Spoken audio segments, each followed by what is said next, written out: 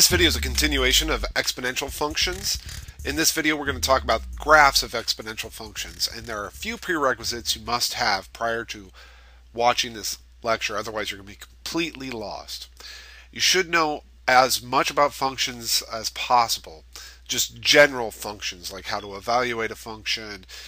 Shifts and translations would be kind of nice because I might talk about those. Domain and range, you have to know what the domain of a function is and what the range of a function is. You should also have already watched or be very familiar with exponential functions. You should know how to build an exponential function. You should know the form of an exponential function. If you don't, you can go back to my previous video to watch that. You should also be very familiar with just graphing by point plotting and stuff like that, which is old news. You should really know that.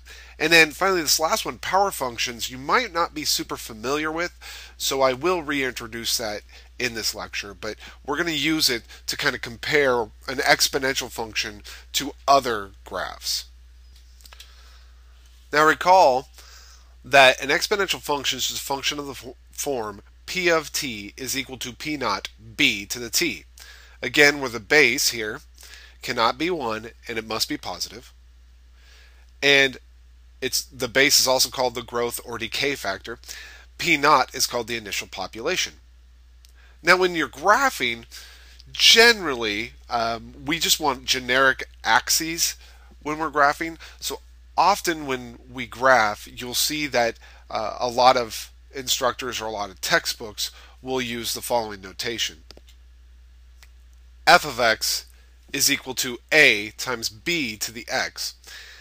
Really, our unknown in this equation is still x, so our unknown is still in the exponent, which means it's still an exponential function. And instead of writing p naught, we wrote a. It really does, a is still the initial population. It's just that most authors use this secondary notation for an exponential function, so you kind of have to get used to it. I don't like using two notations personally, but I'll just kind of introduce you to it here so that you're not confused when you see it in a textbook.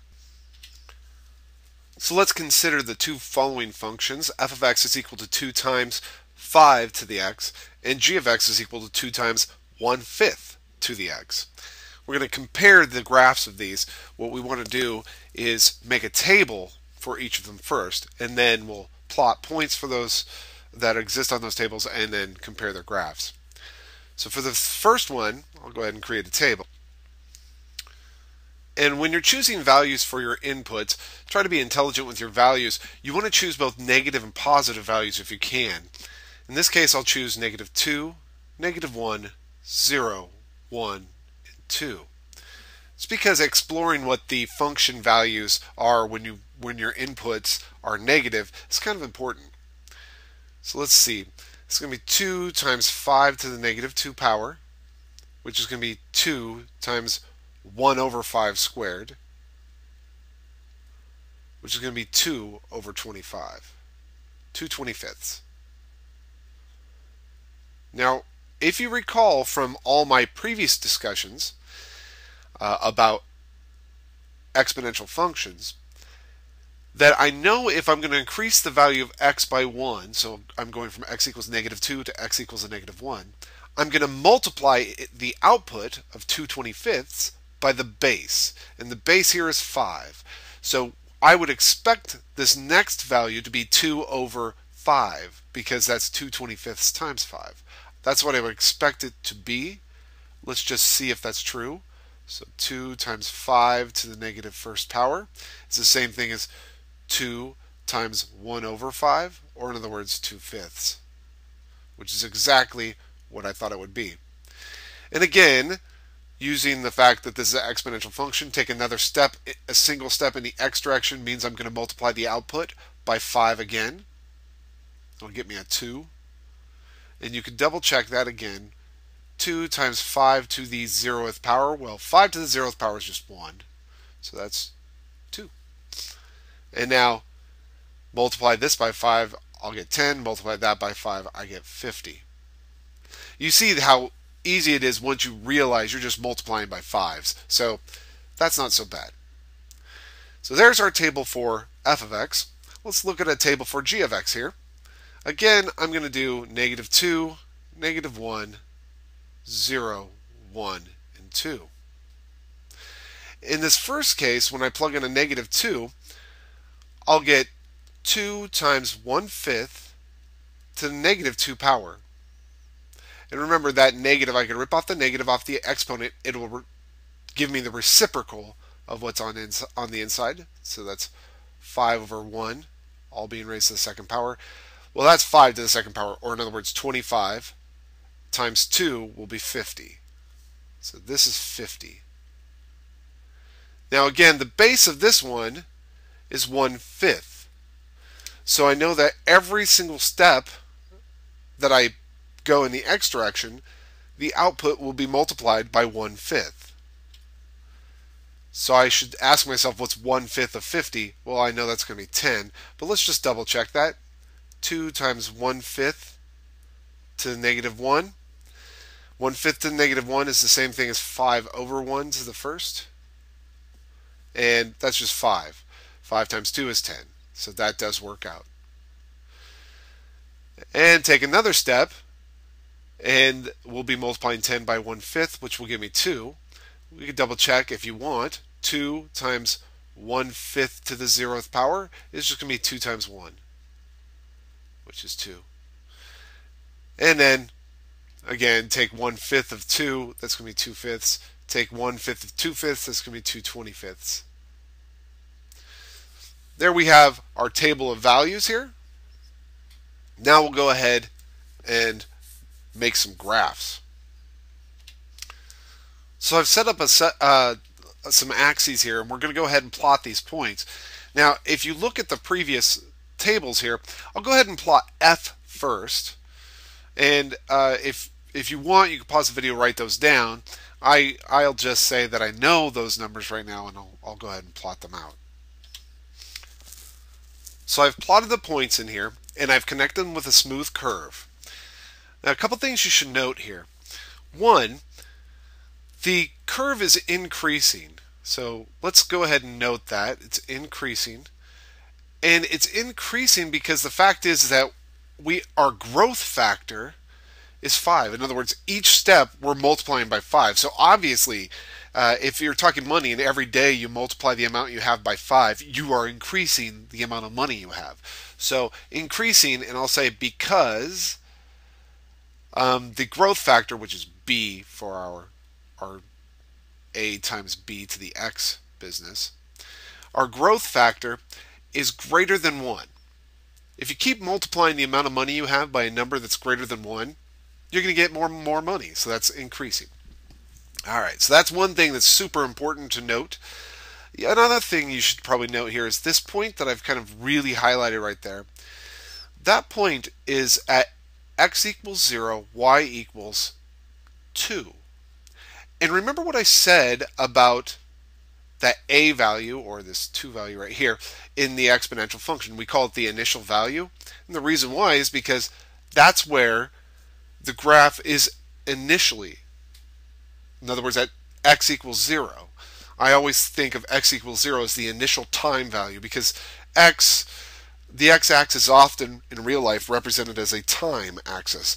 So you sometimes will say that's our t-axis, and at time equals 0, the output is 2. So please note as well that the y-intercept is, is 0, a. That's a very important point to make. It's at the initial value.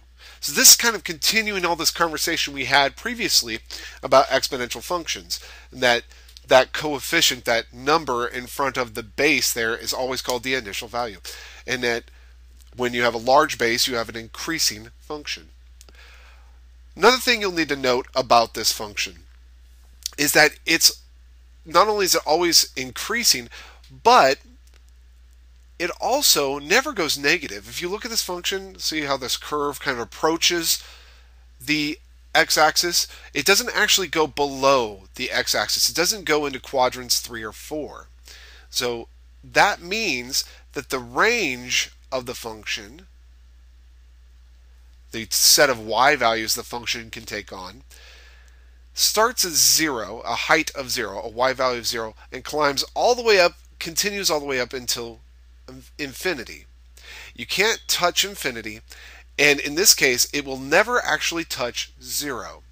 You can easily see why.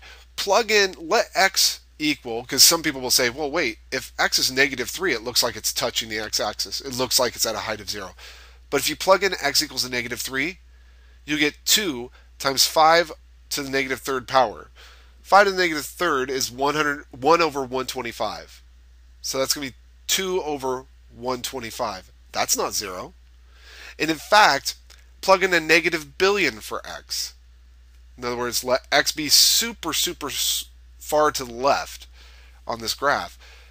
And you'll find out that, and I'll erase this in a moment just so I don't confuse anybody, but if you evaluate this at like a negative huge number, like a negative 10 to the 9th power or something like that, this would be 2 over a huge number, very huge number, but it's still not 0. It's close to 0. Trust me, it's extremely close to 0, but it's not 0. So the fact is, your set of outputs will never actually reach 0. Now, I actually talked about the harder part of domain and range first because the domain is a lot easier. Remember, domain is a set of all possible values that the x can be. And if you look at this graph, I can see that in the negative direction, x can be anything I want. It can be -3, -3.25, -1,000, whatever I want. And same thing in the positive x direction. I could let x be a trillion if I wanted to. It's just that the graph would be super far up in the sky. But still, I can plug in those values for x. So I could plug in anything I want, negative infinity to positive infinity. Now finally, I just want to mention one last feature of this graph is that we have a horizontal asymptote. And if you recall what a horizontal asymptote is, it's just basically what your function approaches as time goes on. So maybe I should write that down. As x approaches negative infinity, as it gets really negative, the y values approach 0. And that's what a horizontal asymptote is. It's just saying if you let x get very positive or very negative, do the y values approach a solid number? Well, as x goes to positive infinity, the y values also blow up. So in that direction, there technically is not a horizontal asymptote. But in the negative direction, we see as x gets really negative, this curve gets really close to y equals 0. It doesn't actually become y equals 0, but it gets really close to it. All right, so that was for f of x equals 2 times 5 raised to the x power. What about g of x, which is 2 times 1/5 to the x power? How does that differ? Well, I went ahead and graphed this out. And if you look, the blue curve, by the way, is g of x is equal to 2 times 1/5 to the x power. I just plotted the points that we had on this page back here. So -2, 50. I don't have 50 as an output on this table, so I just didn't have that on there. But I did plot -1, 10, and 0, 2, and 1, 2/5, and 2, 2/25. You can see it all right there. So the question is, can we make the same descriptions or similar descriptions as we did for the f of x equals 2 times 5 to the x? Well, let's see. Is this increasing or decreasing? Well, when reading from left to right, this function is dropping down. So it is a decreasing function. And it's decreasing because every single step you take, you're multiplying by the base. And the base here is 1/5. So think of it this way. You have $1,000. Every day that passes, you multiply that by 1/5. That's what you keep. You keep 1/5 of that money. So you start with $1,000. The next day you have 200. So obviously you're losing money, right? So that's a decreasing pattern. So in this case, it's decreasing again because in this case, the base is less than 1. Now remember, the base always has to be positive, so I'll just put that in there as well.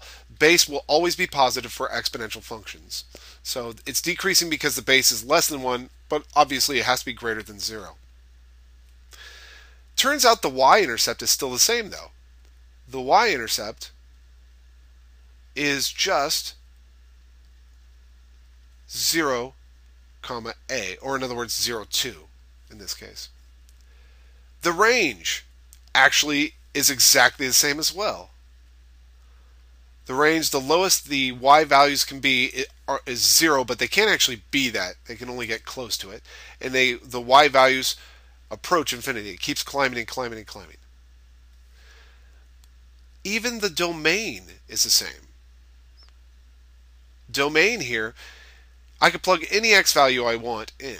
So negative infinity to positive infinity. And finally, as x goes to positive infinity, as I plug in larger and larger values for x, this blue curve will approach a specific number. It'll approach a specific height, a height of 0. So there is a horizontal asymptote at y equals 0. And I should have said it over on the other one too. There's a horizontal asymptote here at y equals 0.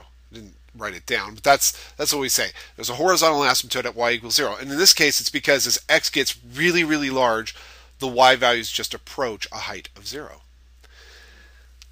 These are the rules that we're going to follow for all graphs of exponential functions. They all kind of exhibit this behavior. They're just separated into two categories. Those with bases greater than 1 and those with bases between 1 and 0. Those with bases greater than 1, you just make up one. If you're not 100% sure, just say, well, if the base was 2, then I'd be doubling, which means I'm increasing. Okay, so that's an increasing graph. If the base is less than 1, but greater than 0, then you should ignore the base they gave you for now and go, okay, what does it mean? Let's see. Let's say it was a half. That means every single year I only keep half the amount I had last year. So that means that I'm losing money, right? So that's a decreasing graph. That's the only difference between the two. Is that one's increasing, one's decreasing. They both have the same y-intercepts, which is the initial value. They both have the same range, which is all positive real numbers. They both have the same domain, all real numbers. And they both have the same horizontal asymptotes, which is the x-axis. Now I go ahead and summarize all this in this little list here, the properties of exponential graphs. Given some exponential function, f of x equals a times b to the x. Or somebody could give you something like p of t equals p naught b to the t. It doesn't really matter. Just you're replacing a with p naught. That's all. It's increasing if your base is greater than 1. Otherwise, it's decreasing if your base is between 0 and 1. They both, all of them, have y-intercepts at the initial value. They all have the range all real numbers. They all have the domain all real numbers. They all have the range of positive real numbers. And finally, they all have horizontal asymptotes at y equals 0. That's what the line they approach, the horizontal line they approach as x gets big, or that's for decreasing graphs, or as x gets very negative for increasing graphs. Now, one other thing that some authors will put into their texts is they'll say, oh, and by the way, they all contain the following point. So they'll say they all contain like the point 1, comma, AB, or something like that. A times B. And it is actually true that they do contain that point, but that can be easily found just by saying, well, if I plug x equals 1 in for, or 1 in for x, I'll have a times b to the first power, or in other words, ab. I mean, you could figure that out pretty easily. Okay, so that's not a big deal. I don't expect you to worry too much about that. Now here's a strange question. Not very strange, actually. It's pretty straightforward, but often when asked to graph something like this, I would normally just graph it using a graphing calculator. But somebody might just say, you're not allowed a graphing calculator, and I want you to interpret things here. I want you to tell me, what could this possibly represent? I mean, really, it could represent, let's just say, well, let's see, H. It could represent the amount of, I don't know, number of grams of some certain chemical that you have, okay? I'm just making something up. I think you should too. And initially, you have 0.2 grams, let's just say. That's the initial value. And it's growing, right? Because that's a number greater than 1. And in fact, remember our last lecture about growth rates? When I see 1 point something, I know it's growing at 4%. And if you have a hard time with that, go back to my last lecture and watch that, because that's super important to know. You have to know how to interpret when you see a 1.04 or something like that, or decimals in there. You should really know how to interpret that. Let's also list out a few things here. Since we know it's growing, that's an increasing function. It's exponential, I know that. It's increasing. Let's see, the y-intercept, actually, well, we'll just say the y-intercept. You call it the h or the y, it doesn't really matter. The y-intercept occurs at 0, comma, the initial value, which is 0.2. Let's see, the domain. I know that this is an exponential function, so the domain is all reals. I'm just going to use that notation because that notation stands for all reals. The range. I know that this is an exponential function, so the range starts at 0, goes on to infinity, and again, it'll never reach a height of 0. It just gets down to 0 but never really touches 0.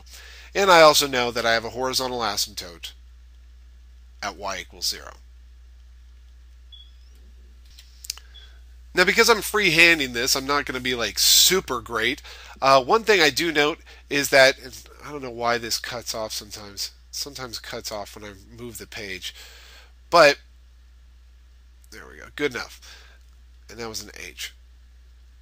All right. But I do know that my initial value, my y-intercept, is at 0.2. So I'm going to say that this height right here is 0.2. And it's growing at 4%. So I happen to know, and if you're using graph paper, this is a really bad idea because you'll want to be exact. But with decimal values like this, very difficult to be exact. So I went ahead and took the grid lines off because there's just no way to be perfect with this. So I'm going to mark this in as 0, 0.2. And then go ahead and just choose another value for an input. I know the basic shape of this function, so I'm just going to choose like x equals, well, 1. 1 is fine. So if you let x equals 1, you can grab a graphing calculator, or a calculator. It doesn't have to be a graphing calculator, honestly. And you just plug in, let's see, 0.2 times 1.04 to the first power, which is just that. So you're at 0.208. So you've grown a little bit. You were at 0.2, now you're at 0.208. So that's why it's really difficult to do these. In fact, maybe I'll pretend that this is instead x equals 10, just to show you kind of a little difference. So, oops, I was typing into my calculator. I've done that twice now. 0.2 times 1.04, and again raised to the 10th power. So that's 0.29. See, even at x equals 10, you're just barely to 0.3. So let me just plot that on here. And something you should notice that as it's such a shallow increase, I mean, it's still growing exponentially, but it's not going to look incredibly, it's not going to look like it's growing incredibly quickly. So it'll have a look like this. It'll keep growing, and then in the negative direction, again, remember it has a horizontal asymptote. It wants to really approach the x-axis here. So in this direction, we're approaching the x-axis. In the other direction, because it's increasing, it's going to keep growing and growing, but it just doesn't grow super fast. In fact, I probably even have exaggerated it here. But I'm using all this information that's increasing. It's got this y-intercept. The domain is all real, so I know it's going to be any x value I could plug in. The range, I'm using that because I'll never actually hit the x-axis. I'll be right above it always, but just barely. And then the horizontal asymptote being at the x-axis is also part of that. So I guess something that I really want you to take away is if you're dealing with decimals or something like that, it's it's more of a freehand guesswork in some way. What's very important is to just understand what the shape of the graph is, what it looks like, if it's increasing, decreasing, that type of thing, intercepts, all that stuff. You should know that. Graphing is secondary. Now let's do a little more of a conceptual approach here. Which of the following have the same graph? And I'm just going to quickly sketch a few of these because we should be able to figure out what they look like. So this first one here, that's an exponential function. And in fact, I know that its initial value is 1 because it's 1 times that 1/5 to the x. There's just a silent 1 in front of there. Its base is 1/5, so it must be decreasing. So it's going to look something like this. I mean, that's all I'm really concerned with. It looks something like that. Now, I'm not going to do anything other than that. I just want to kind of jot down that basic graph there. This next one can be rewritten as -1 times 5 to the x. The base of this function is 5, not -5. The base of the function is 5. It's being multiplied, 5 to the x is being multiplied by a -1. What that basically means is you have, again, this is part of the prerequisite for this talk. I told you need to know everything about functions. The one thing you need to know here is what a negative in front of a function means. It means you flip that function vertically, up and down. So originally we had 5 to the x, the base being positive, or I'm sorry, being greater than 1 means that it's increasing.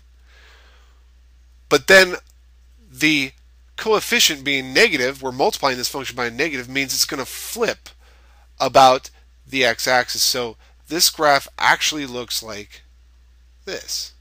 Okay, so I'm using concepts from the past and concepts from this section as well, or this lecture as well, because from past lectures we know from transformations of base graphs that a negative multiplied by a base graph will just flip it. So this is the graph here. So we know that these two graphs, these two functions don't have the same graph. Let's try the next one. I can rip the negative off that exponent. This will drop downstairs, so it'll be 1 over 5 to the x. Oh, which by the way is the same thing as 1/5 to the x power.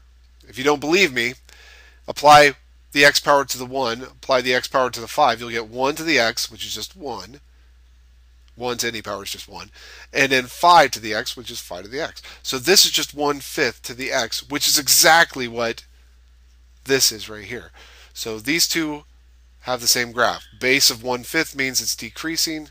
There we go. And we see that these two are exactly the same as well. So this must also be 1/5 to the x power. Again, the base is 1/5 means since it's less than 1, it's a decreasing graph. So the ones that share the same graph would be the ones I'm highlighting right now. This f of x, this h of x, this k of x. They all graph out to be exactly the same. In fact, they're the same exact function. They're just different representations of the same function. But you can manipulate it to all be the same. Now before I leave this lecture, I want to remind you of something we've met in the past, a power function. A power function is a function, any function of the form f of x is equal to a times x to the p power, where p is some number. Okay? And it's super important to know that the unknown we have here, the x, is not in the exponent, it's in the base. And this is where students often get confused. They see stuff like this, they'll get an equation like this, and they'll get another equation like this, and they think they represent something like the same thing, their same style of function. They call both of these exponential functions. The only one that's exponential is the one with the unknown in the exponent. This, with the unknown as the base, is called a power function. Two completely different functions, and they actually look different when you graph them as well. In fact, let me bring up the graphing calculator just to show you that they look completely different. So I'll hit y equals, I'll clear out my old graphs there, I'll put in 3 raised to the x power. And I'll also, over here, and maybe I'll make this a bolder curve, I'll say that that is x to the 3rd power. And what I'm going to do is adjust my window to go from, well, negative 10 to 10 is fine. The y values will go from like a negative 30 actually to 30.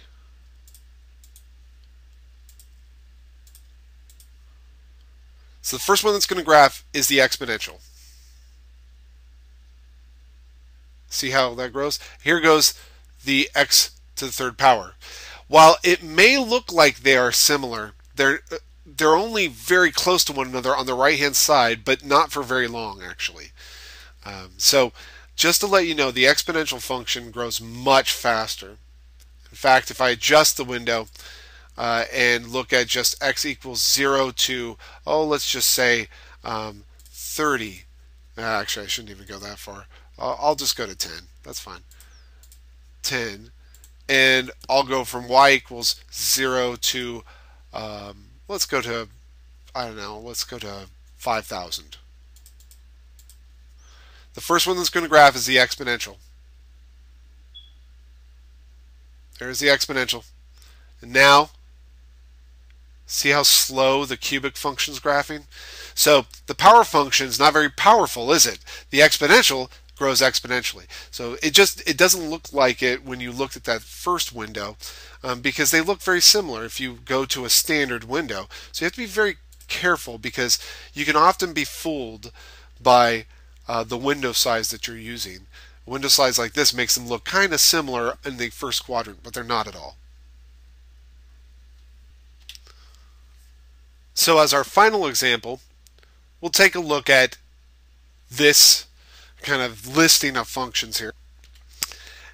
And I want to know if each of these, or if this represents an exponential function, if it represents a power function, or doesn't represent either. So I go through and I want to identify where the variables are first. For example, in this first one, the variable's in the exponent. This third one, the variable's in the exponent. Those are the only two with variables in the exponent, so that means those two are exponential functions.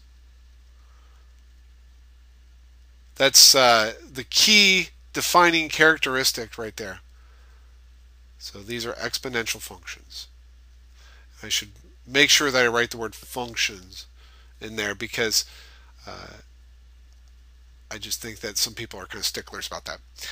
Then I look at the rest of them and I say, okay, where's the variable in the rest? Well, the variable in this case is in the base, and in fact maybe I should be using a different highlighter for that.